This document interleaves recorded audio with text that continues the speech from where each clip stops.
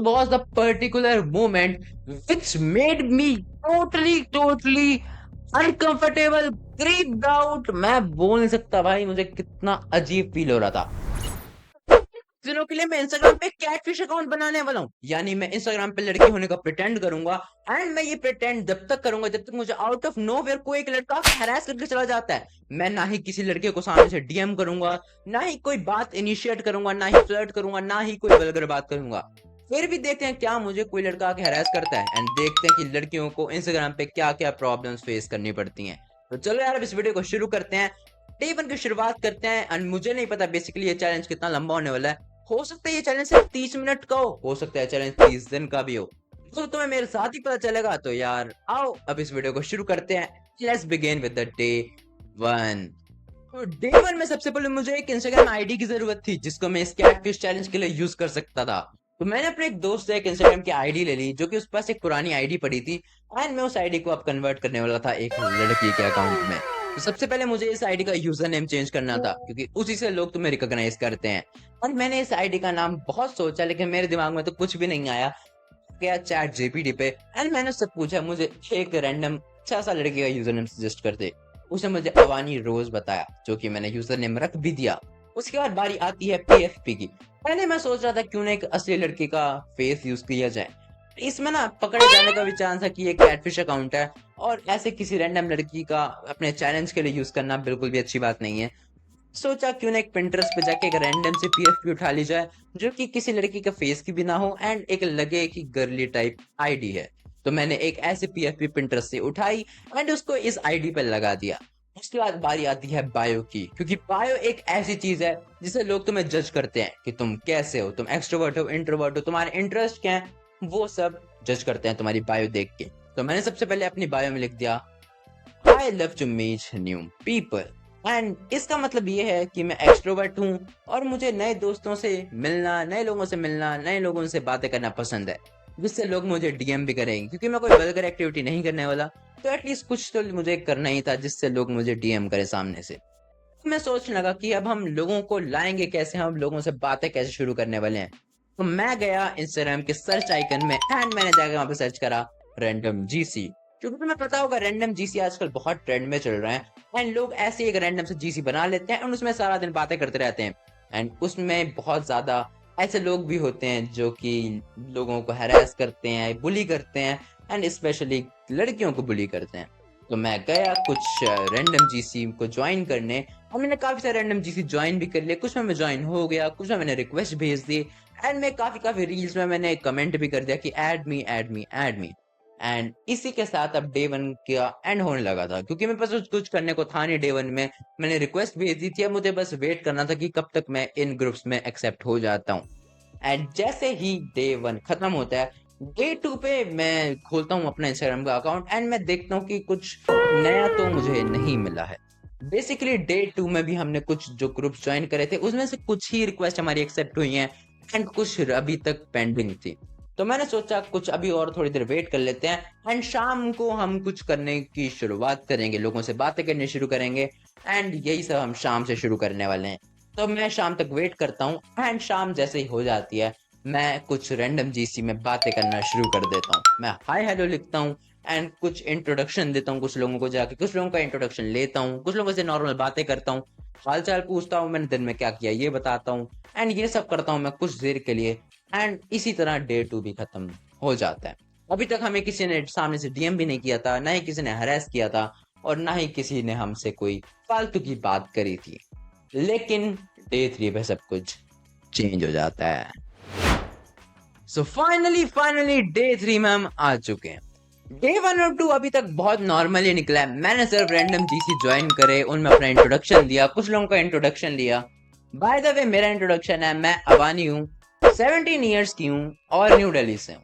मैंने अपनी ये 17 ईयर्स सिर्फ इसलिए रखी है ताकि मुझे हरास करने से पहले बंदा 100 बार सोचे कि ये एक माइनर है, हम लीगली इसको हरास नहीं कर सकते, सो हमें कुछ भी अनएथिकल काम नहीं करना चाहिए। देखते हैं कितने लोग इसमें मानते हैं। बाय द वे मुझे डे थ्री में काफी सारे फॉलो रिक्वेस्ट आए हैं एंड काफी सारे डीएम्स भी आए हैं। So let's check it out together. देखते हैं क्या क्या डीएम आए हैं। सबसे पहले इस बंदे का मैसेज आया, उस बंदे ने मेरे से बहुत अच्छे तरीके से बात करी, बहुत जेनरसली बात करी, बहुत प्यार से बात करी। इसने बस मेरे से मेरा हाल चाल पूछा, इंट्रोडक्शन पूछा, मैं क्या करता हूँ क्या नहीं करता हूँ, मेरा दिन कैसा गया, बस ये सब चीजें इसने मुझसे पूछी। उल्टी सीधी कोई भी बात नहीं करी। And I would rank him #1 इस चैलेंज के हिसाब से। इसने मुझसे बहुत अच्छे तरीके से बात करी है, तो हम लोगों को रैंक करेंगे बेस्ट टू वर्स्ट, जो जो हम लोगों से अभी तक इंटरेक्ट करेंगे।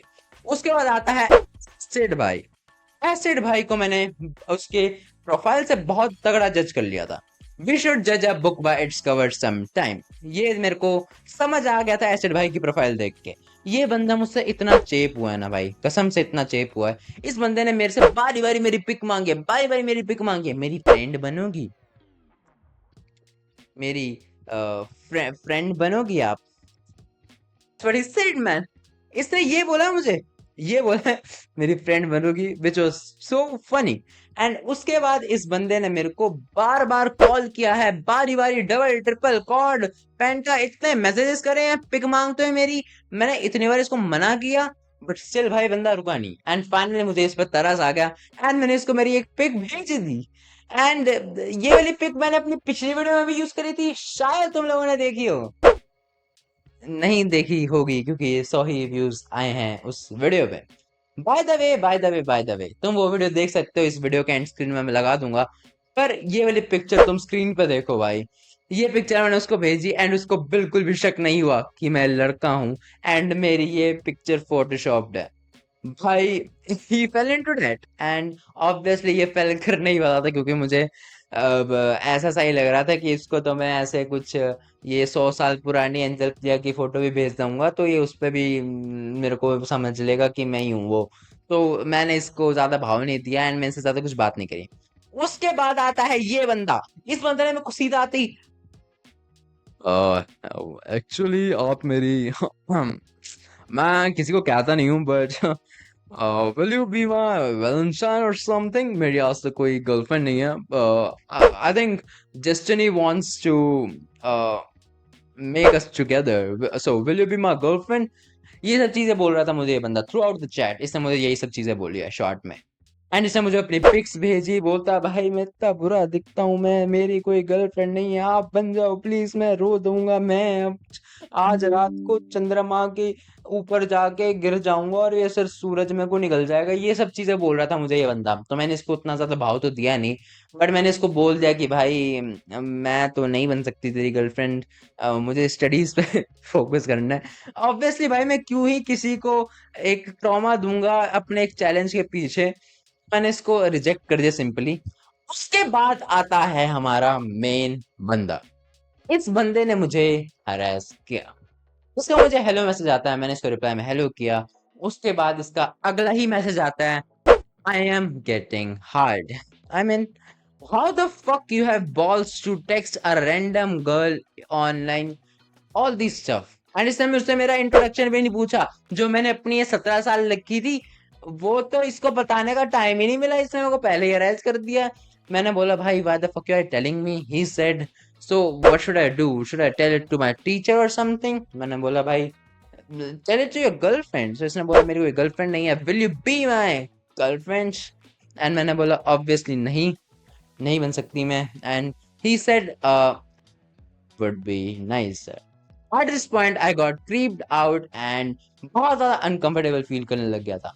मैं सोचा इससे ज्यादा बुरा कौन ही एक रैंडम लड़की को कह सकता है। Until unless I met Raghav. Yes, you are right। ये वाला बंदा जिसने अभी मुझे हरास किया, ये सबसे वर्स्ट नहीं है पूरी वीडियो का, राघव है। राघव का मुझे मैसेज आता है हाय हेलो, मैंने उसको हाय हेलो करा। एंड उसके बाद उसका मैसेज आता है डू दे क्लैप। मैंने पूछा व्हाट। He said cheeks. पहले मुझे समझ नहीं आया ये क्या बोलना चाहता है, बट बाद में मुझे समझ आ गया कौन से चीक्स के बारे में बात कर रहा है। इसने मुझसे मेरी एज पूछी। आई टोल्ड हिम कि मैं 17 साल की हूँ। ही सेड मैं 21 साल का हूँ, and still I don't care, age is just a number, I be a man. And to be honest that's totally fucked up. Age is just a number, but how come you propose a 4 years old younger than you, जो कि एक minor है। मैं major वाली category में नहीं हूँ, मैं माइनर हूँ। And still he chose to harass me.